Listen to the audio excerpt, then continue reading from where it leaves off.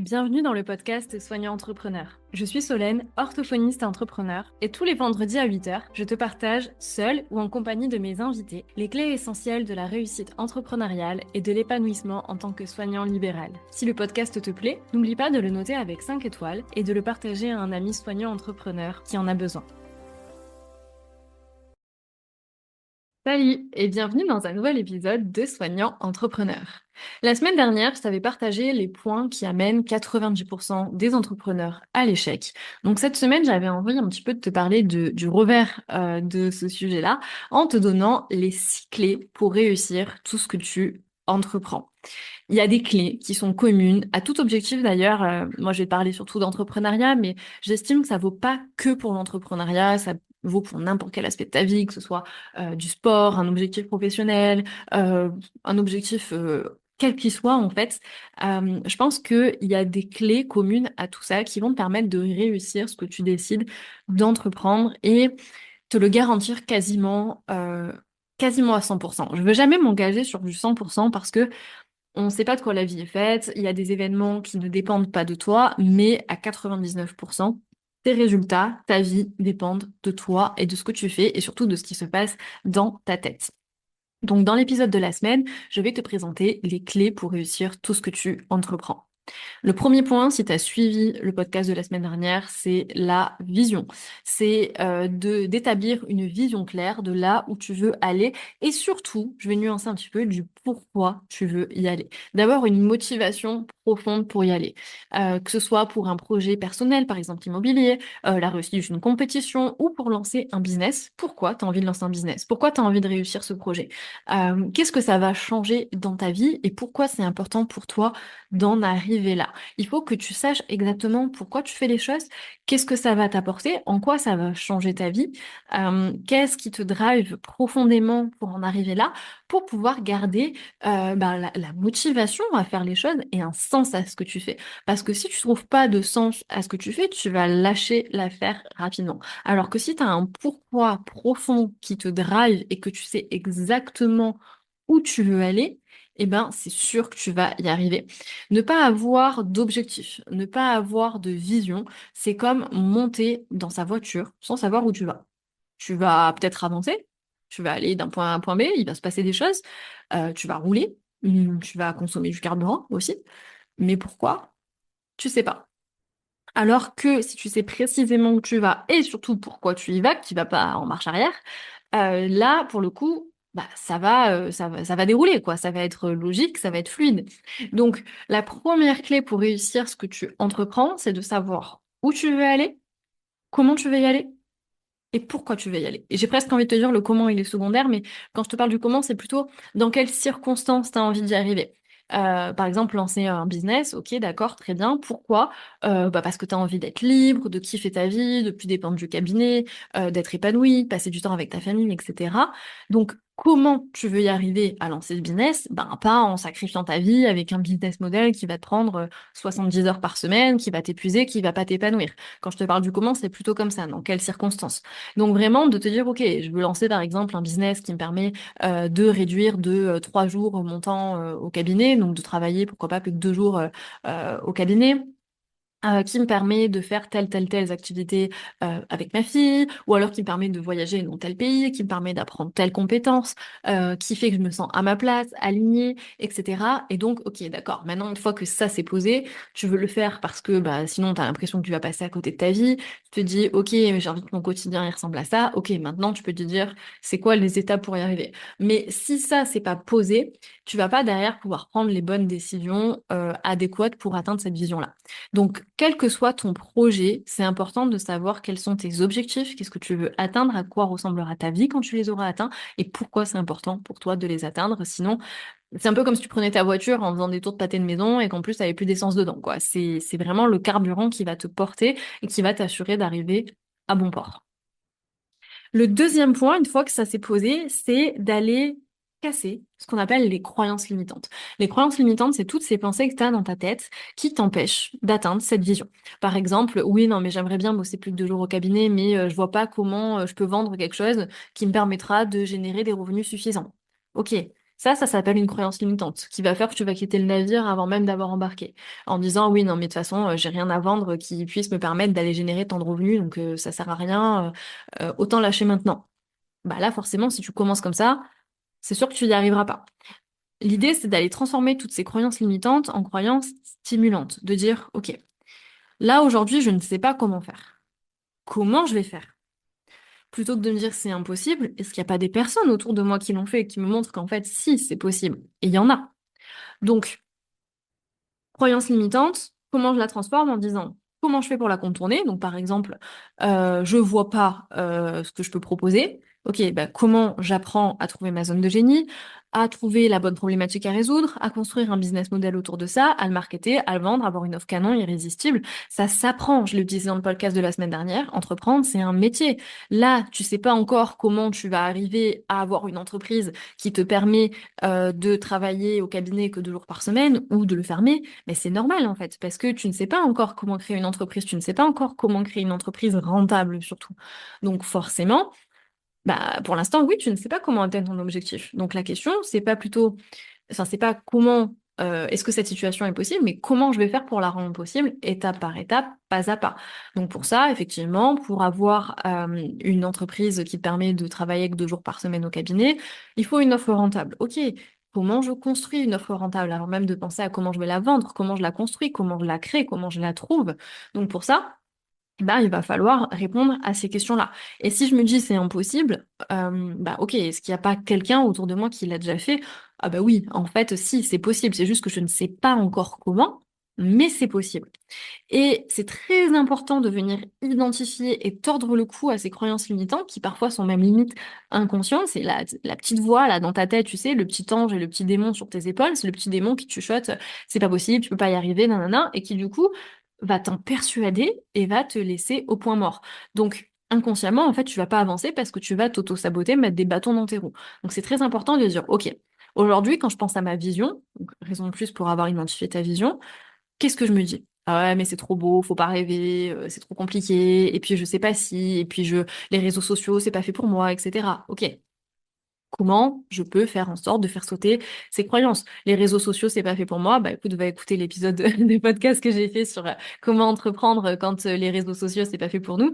Voilà, et trouve des moyens de contourner ces obstacles-là, étape par étape. Euh, Si tu restes bloqué à cette croyance-là de c'est pas possible, bah forcément, t'avanceras pas.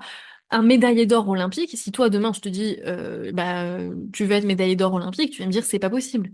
Mais en fait, derrière tout champion, derrière toute réussite incroyable, à la base, il y a quelqu'un de normal. Alors certes, avec des avantages, pourquoi pas particuliers pour un sport, mais quelqu'un juste qui s'est dit, c'est possible, je vais tout faire pour, et qui s'est entraîné dur. Il n'y a rien d'inné là-dedans. Un champion olympique, il a passé des années, des années et des années à s'entraîner toute la journée, tous les jours, pour atteindre son objectif. Il n'y a absolument rien d'inné là-dedans. Il y a peut-être un terrain avec des facilités, mais toi aussi, tu as forcément des aptitudes dans un domaine plus que d'autres personnes.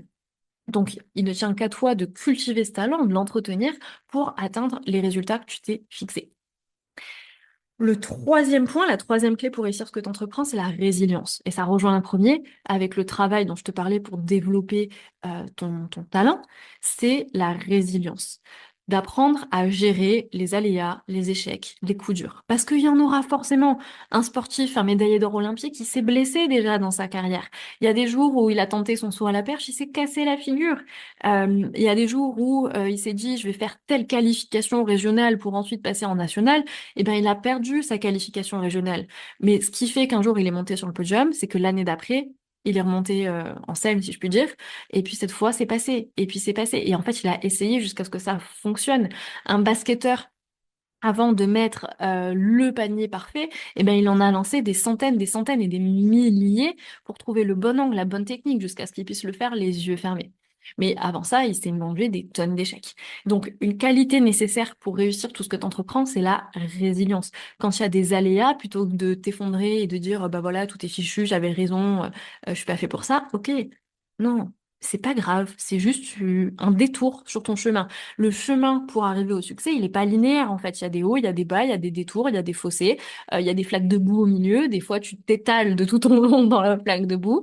Il y a de l'incertitude. Rien n'est gravé dans le marbre, rien n'est acquis, dans le positif comme dans le négatif. Donc, quand tu es dans une phase haute, ça garantit pas que le mois d'après, tu vas faire un bon mois. Même si, ce qui est sûr et certain, par contre, c'est que les acquis que tu as accumulés, qui t'ont permis d'arriver à ces succès-là, rien ne te les enlèvera. Donc, si tu l'as fait une fois, tu seras capable de le refaire un jour. Si tu mets en œuvre ce qu'il faut et que tu es résilient et que tu te reposes pas sur tes lauriers. Par contre, l'inverse est vrai aussi, c'est que quand tu es dans le down, eh ben, c'est jamais permanent si derrière, justement, bah voilà, tu te reposes sur ce que tu sais faire, que tu cherches à t'améliorer, à aller plus loin, à dire, OK, là, j'ai échoué. Pourquoi? Qu'est-ce que je dois faire la prochaine fois pour que ça n'arrive pas? Mais des échecs, t'en auras forcément. Un entrepreneur qui réussit, c'est pas un entrepreneur qui a toujours réussi, c'est un entrepreneur qui a échoué encore, encore et encore jusqu'à réussir. Des échecs, il y en a tout le temps, tout le temps, tout le temps quand t'es entrepreneur. Et en fait, ce que je disais dans le podcast que j'avais fait en fin 2024 sur mon bilan, justement, j'ai voulu vous parler de mes échecs. J'en ai trouvé vaguement un à vous raconter.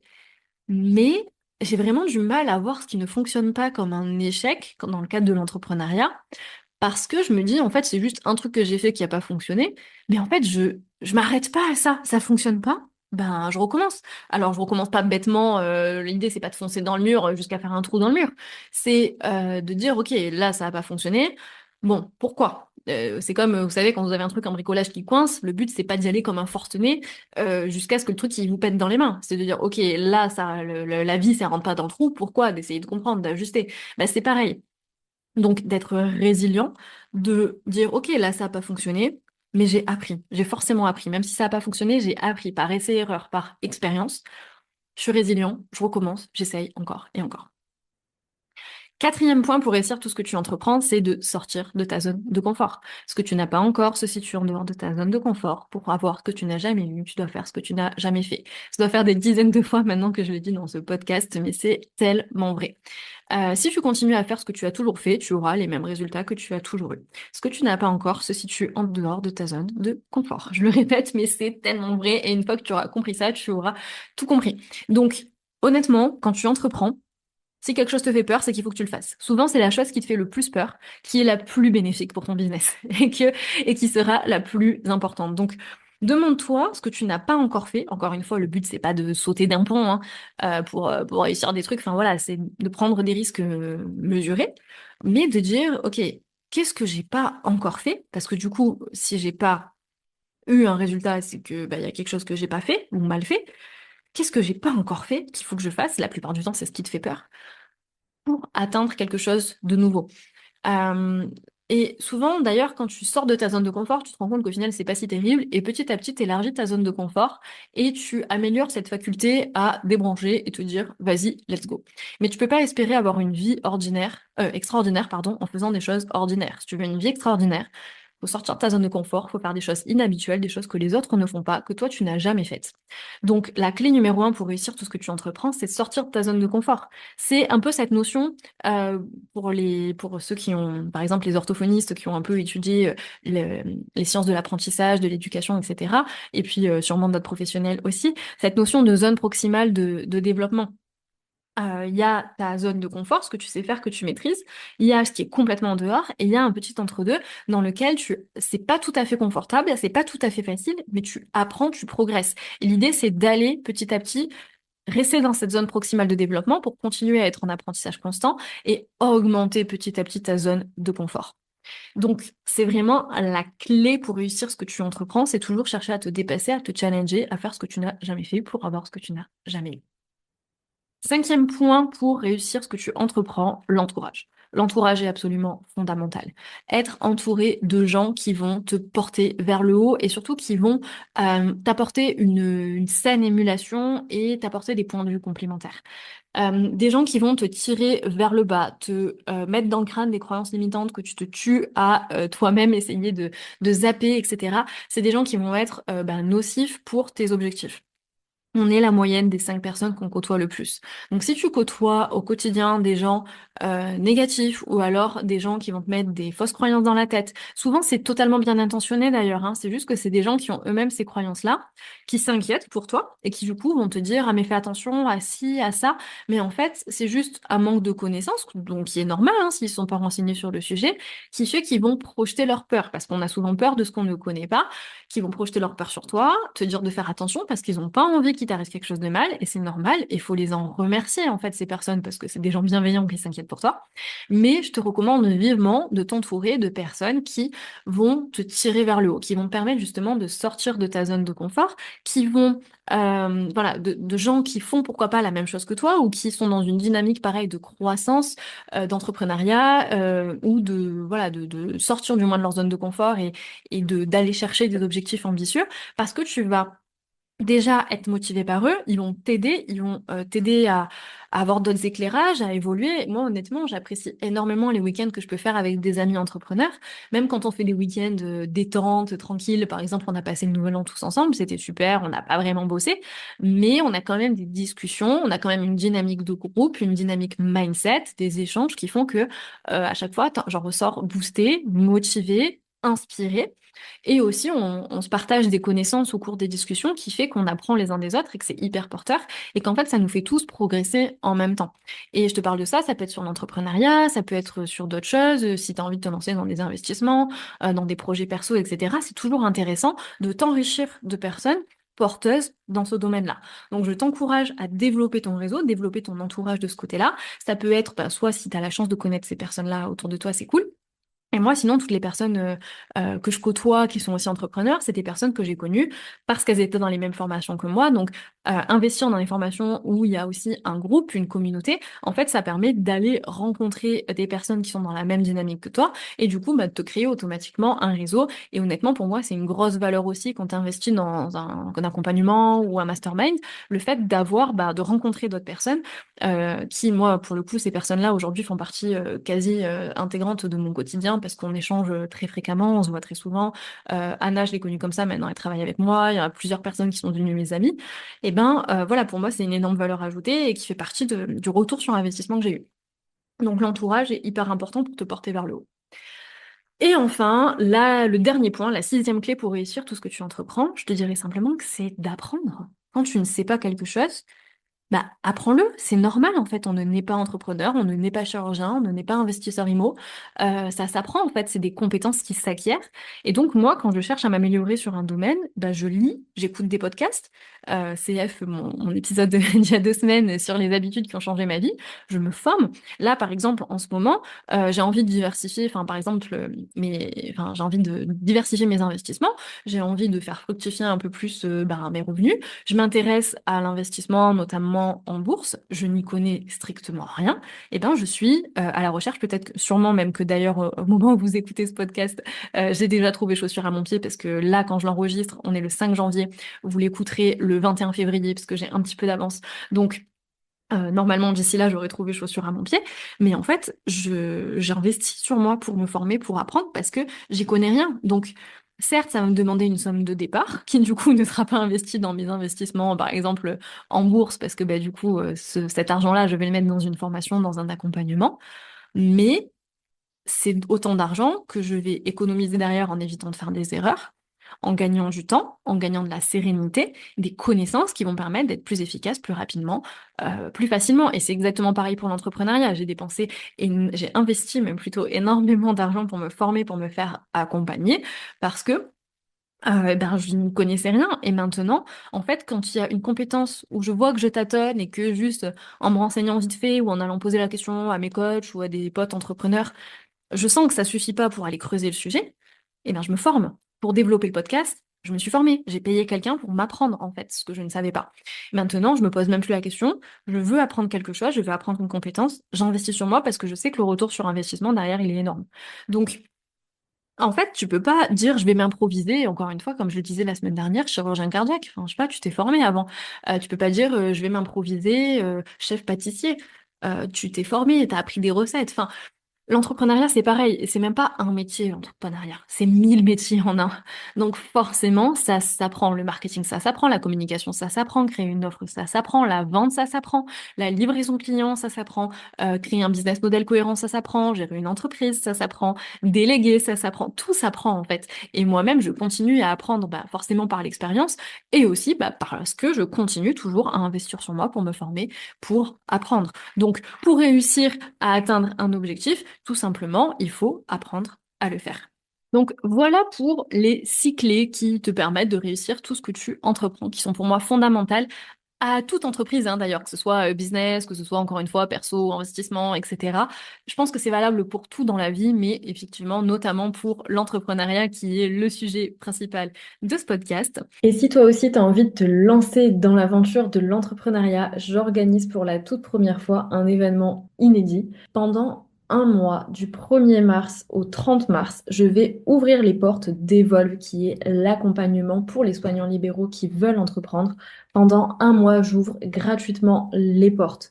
Donc pendant un mois, vous allez bénéficier des coachings de groupe, de l'accès à la formation, de ma présence quotidienne pour répondre à toutes vos questions. Le but étant qu'à la fin de ce mois, vous repartiez avec votre offre prête à lancer. Le nombre de places est limité parce que le but, c'est vraiment de proposer un suivi personnalisé, de qualité, comme je peux le faire avec les membres de mon accompagnement dans la vraie vie. Et pour ça, j'ai créé un formulaire de candidature. Donc, si tu veux participer, tu peux remplir quelques informations dans ce formulaire. Et si ton profil est sélectionné, je te recontacterai pour valider ou non ton entrée dans les portes ouvertes d'Evolve. Le lien pour candidater est dans la description de ce podcast. Et moi, je te retrouve la semaine prochaine pour un tout nouvel épisode de Soignant Entrepreneur.